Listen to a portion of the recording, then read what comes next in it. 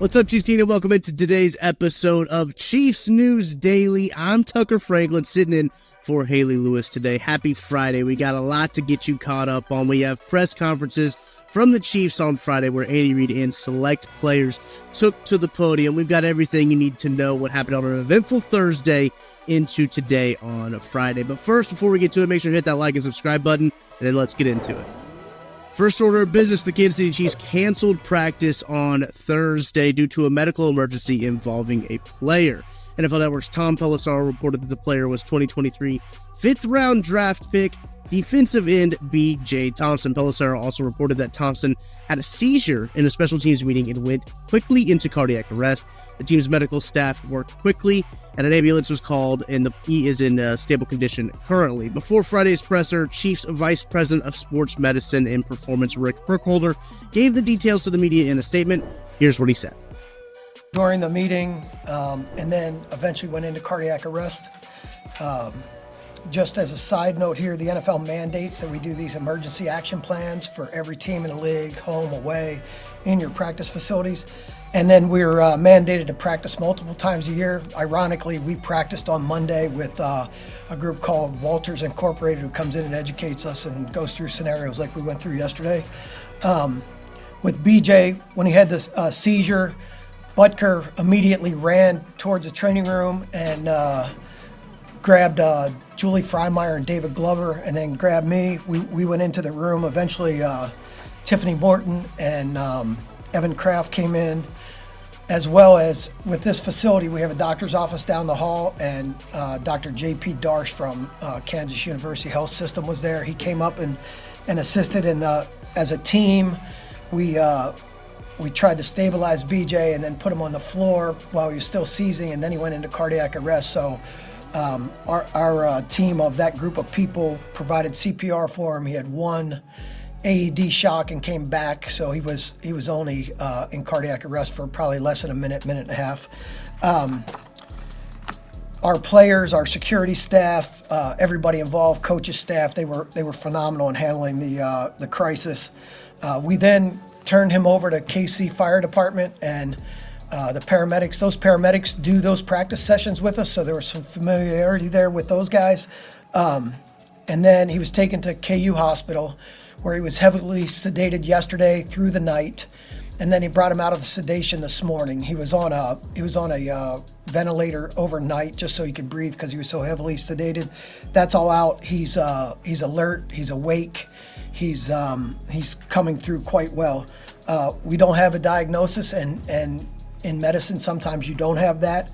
And then, like I said, he's awake and alert, and he's headed in the absolute right directions.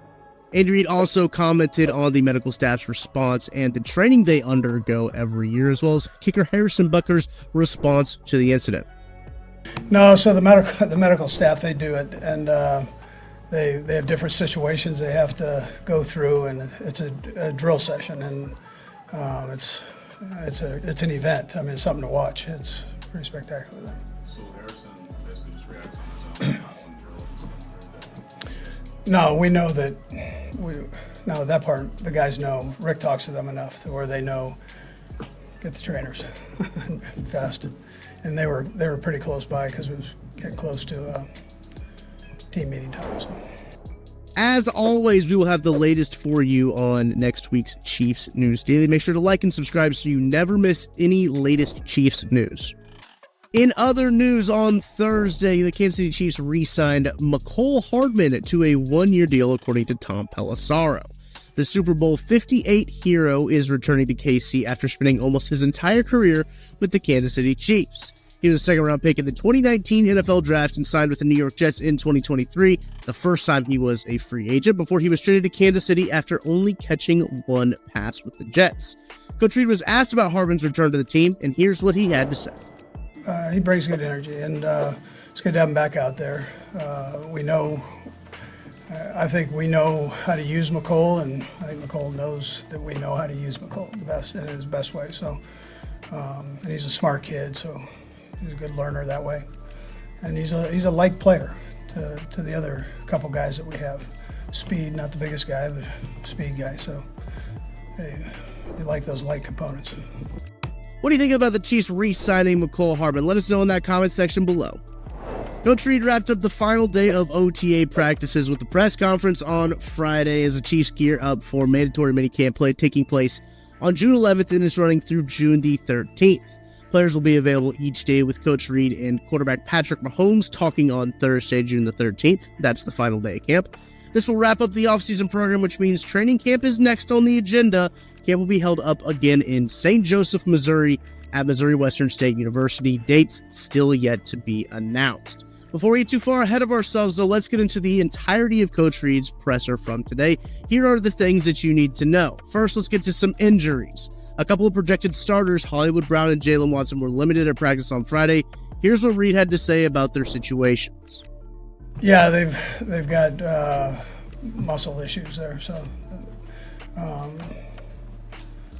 Hollywood is further along. He did a little bit today, so worked it out. Now, these OTA practices, they're not just conditioning, they're not just fundamental work, they're also working towards getting stuff installed for the season. Coach Reid talked about kind of how they use these practices to build towards training camp and even build towards their first opponent and divisional opponents that they have as well. He talked about that here. Yeah, it's a good introduction. It's a change-up also, but it gives you a little bit of a jump start. Are they going to do exactly what we were practicing today?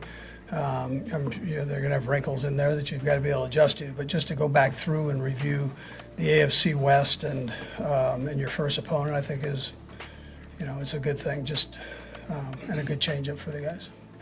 We're throwing a ton at them, as you know, and so we've gone back and blended these last couple days. So we're giving them the AFC West and the first opponent, but then we start back day one with the installs from there, and now they've got to learn after 10 installs. They've got to go back and regurgitate all that stuff, and so it's a whole process there. But they've done a nice job with it.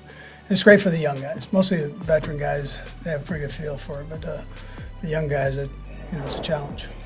Lastly, let's wrap up with a fun one. The Chiefs were at the White House. They got the opportunity to see Joe Biden for a second straight year. It looked like they had fun for all involved. Coach Reid was asked about the food at the White House and what his favorite thing was. Take a listen to what he had to say. They do a great job. I had a chance to meet all the chefs, and they do a heck of a job back there. So I would say it's a jump ball between the two years. It was all good. And what was your favorite, food, I guess? They had some fish, some fried fish that was like fish tots. Everything was bite-sized, so that gets dangerous.